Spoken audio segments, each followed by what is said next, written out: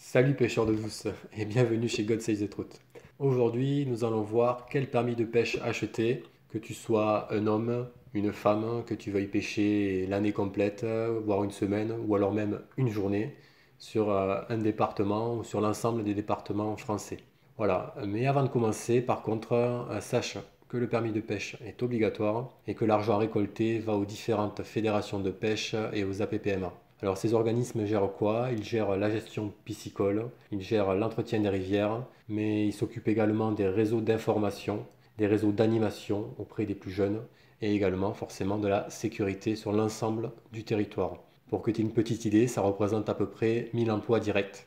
Alors venons-en au sujet, quel type de carte acheter? Sachez qu'il en existe 7. Les deux premières sont la carte pour personnes majeures et la carte pour personnes majeures interfédérale. Cette dernière, c'est celle que je possède et on verra la différence entre les deux juste après.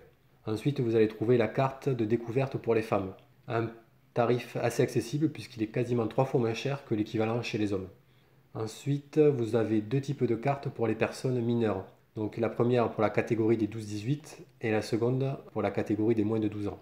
Des tarifs aussi très accessibles. Et pour finir, les deux derniers types de cartes qui sont la carte hebdo, donc qui est parfait pour les vacances, et la dernière pour les curieux, ceux qui veulent s'essayer à la pratique de la pêche, qui est la carte journalière. Voilà, on a fait le tour des 7 types, des 7 types de cartes. Sachez qu'avec l'ensemble de ces cartes, vous pouvez pêcher sur les rivières de première et seconde catégorie, avec tous les types de modes de pêche autorisés. Il y a juste une petite nuance pour la carte de pêche journalière et découverte femme, où une seule ligne de pêche est autorisée. Après, il existe deux catégories de cartes. Celles qui vous permettent de pêcher dans un département et de l'autre côté, celles qui vous permettent de pêcher dans l'ensemble des départements français, à l'exception de 4, mais on verra ça juste après. Alors dans la première catégorie, vous allez trouver les deux cartes qui sont la carte journalière et la carte pour personnes majeures. Donc ces cartes-là ne vous permettront de pêcher que dans un seul département. Après, dans la seconde catégorie, on va retrouver toutes les autres cartes que j'ai citées précédemment. Alors il y a une petite nuance quand même, ou un petit tips à savoir, c'est sur la carte pour personnes majeures. Vous pouvez après coup acheter une vignette si vous en avez besoin pour pouvoir étendre et pêcher sur l'ensemble des départements français comme les autres cartes de seconde catégorie. En gros, ça équivaut à une carte pour personnes majeures interfédérale.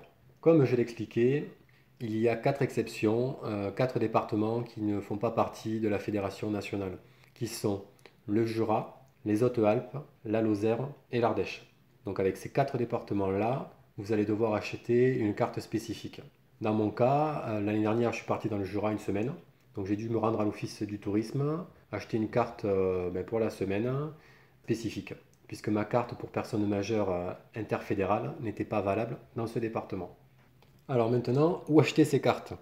Alors vous les trouverez sur internet, sur le site officiel cartedepêche.fr. Alors l'avantage ici, c'est que vous aurez une version PDF de votre permis de pêche et vous pourrez le réimprimer si vous le perdez ou si vous le mouillez. J'en parle en connaissance de cause. Voilà, je vous mets le lien en description du site. Ensuite, vous le trouverez chez tous les dépositaires agréés, tels que, en premier lieu, les vendeurs et les détaillants d'articles de pêche, mais aussi les cafés, on le sait moins, les presses, les tabacs, et également tous les commerces donc, de proximité. Alors l'avantage ici, c'est que vous aurez une version papier du guide de pêche annuel édité par la fédération départementale. Alors maintenant, quelques précisions sur pouvez-vous pêcher partout et pouvez-vous pêcher tout le temps. Alors quand je vous dis précédemment que vous pouvez pêcher partout, je parle du domaine public. Car partout en France, il y a des domaines privés, tels que les lacs ou certaines portions de rivières.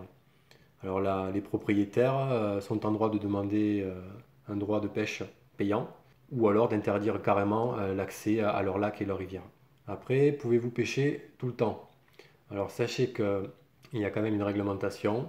Pour les rivières de première catégorie, vous allez pouvoir pêcher la truite du second samedi de mars au troisième dimanche de septembre.